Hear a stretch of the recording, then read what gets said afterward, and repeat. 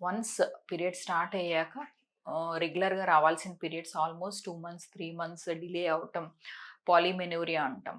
కంటిన్యూయస్‌గా ఫ్లో ఉన్నా కూడా స్పాటింగ్‌గా కనిపించి కంటిన్యూయస్‌గా 10 డేస్ అలాగా.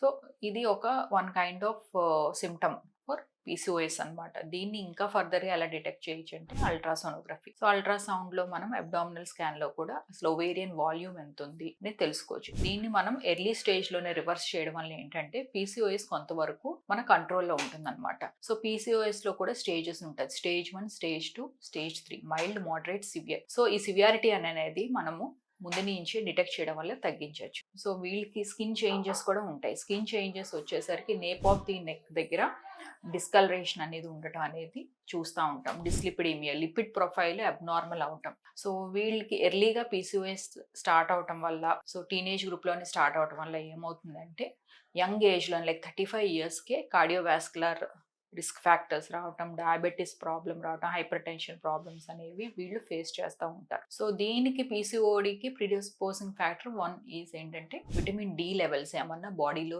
తక్కువ ఉన్నా, సో సన్ ఎక్స్‌పోజర్ సరిగ్గా లేకపోయినా, సన్‌లైట్ ఎక్స్‌పోజర్ అడిక్వేట్‌గా లేకపోయినా, vitamin D levels newborn baby నుంచే బాగా డెఫిషియెంట్‌గా ఉన్నా కూడా వీళ్ళకి ఏంటంటే పీసీఓడికి మోర్ ప్రిడిస్పోజింగ్ అనమాట.